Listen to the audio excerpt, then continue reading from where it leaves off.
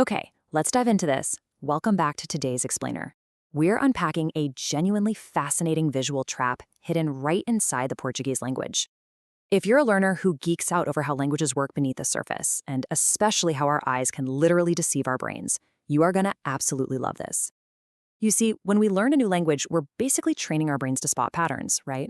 We hunt for familiar shapes, prefixes, and root words to anchor our understanding. But sometimes a language uses that exact pattern recognition system totally against us, creating this wild linguistic illusion that catches even seasoned intermediate learners way off guard. So today we're looking at a very specific trap in Portuguese. It involves just one core word, a single vowel, and a tiny little space, but it creates massive ripples in everyday conversation. So, what happens when three words look virtually identical but mean entirely different things? Well, it creates an absolute puzzle for your brain. Think about how you read in your native language for a second. You don't actually read every single letter, do you? Your brain uses visual shortcuts. You glance at the shape of a word and your mind just autofills the meaning to speed things up. But man, when you apply that same visual shortcut to a new language, it can create some intense friction. When your eyes tell you that a set of words are essentially the same, but the grammar rules dictate they're completely distinct concepts, your brain kind of short circuits. Just imagine trying to read a fast-paced text message from a friend in Brazil, or trying to keep up with movie subtitles. When these visual twins flash past you in a fraction of a second, relying purely on their visual shape will lead you completely astray. So our goal today is to smooth out that friction by breaking this illusion wide open. Gente, agente. I want to pause for just a second so that reality really sinks in there. Your brain is processing the exact same sequence of core letters across the board. G, E, N, T, E. It's incredibly easy to process this and just assume you're dealing with slight variations of the exact same concept. A beginner might look at this and think, okay, maybe one's plural, maybe one's feminine, but they basically all mean the same thing, right? And that assumption right there, that is the trap. In native, everyday spoken Portuguese, people blast through these words at light speed. The pronunciation can sound virtually indistinguishable to an untrained ear, which actually makes the visual representation we rely on in writing even more crucial. When the letters look this similar, we literally have to rewire how we perceive them. Take a look at how this lays out the core linguistic trap perfectly. The spelling is heavily unified, but the definitions completely fractured. Let's actually disarm this trap right now by looking at what these words truly mean. On one hand, we have gente.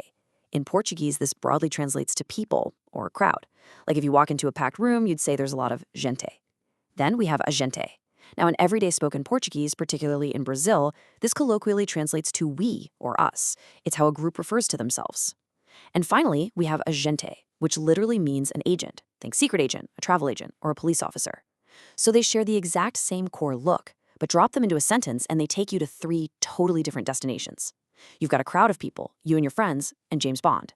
Visually, identical. Conceptually, miles and miles apart. Now, what's really interesting about this slide is the pure visual shift between gente and agente. Look closely. We have literally just added the letter A and a tiny, almost invisible space. That is it. But grammatically and functionally, we've just executed a massive pivot.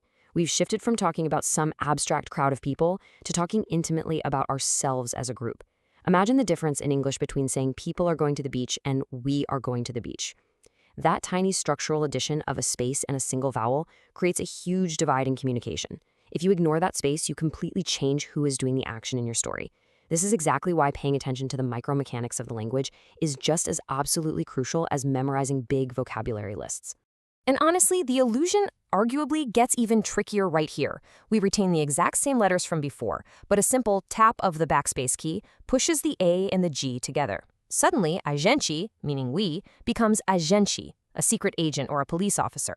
It's a perfect, real-world example of how the smallest visual details can mask the biggest differences in communication.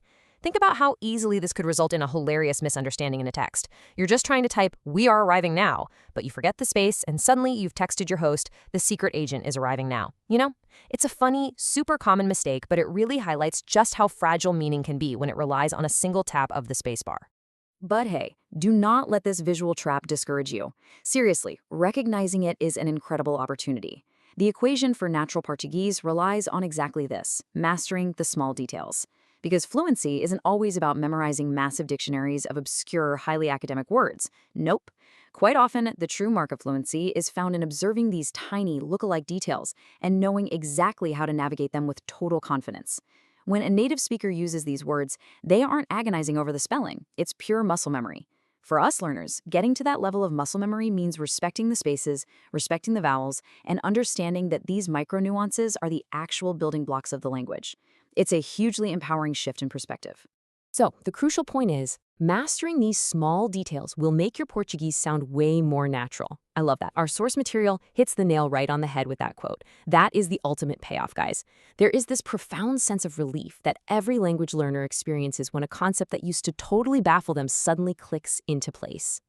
The gap between a beginner painfully translating a textbook word by word and a speaker who flows naturally in conversation, it's found right in these nuanced moments.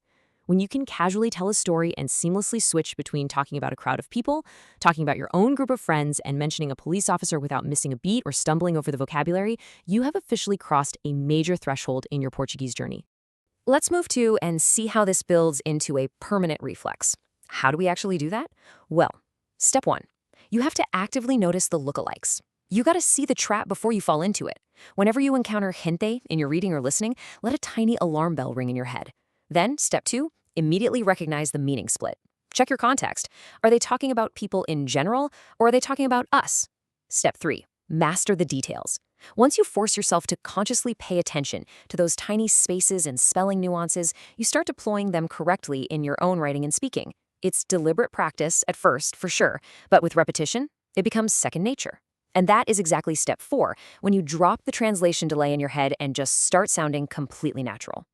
All right, to bring all of this together and really lock it into your memory, let's review our 3 visual twins. We have gente for people or a crowd, we have agente for we or us, and we have agente for a professional agent or officer. They look incredibly alike, but they operate in entirely different ways within a sentence. The overarching lesson here is that small visual details matter immensely, and mastery of them leads directly to that natural fluency we're all striving for. Take this knowledge, apply it to your practice, and as our source enthusiastically invites you to do, learn Portuguese with us. Embrace the weird, tricky parts of the language because, honestly, solving those puzzles is what makes learning so incredibly rewarding. Which brings us to our final thought for today's explainer. Are you ready to master the exact details that separate a textbook speaker from a truly natural one? The path to fluency is completely paved with these tiny discoveries. So the next time you see words in any language that look suspiciously similar, I really want you to remember this illusion. Don't let your brain take the easy visual shortcut. Keep observing those fine details, keep questioning the traps, and keep learning. Thanks so much for joining me today, and I'll catch you in the next explainer.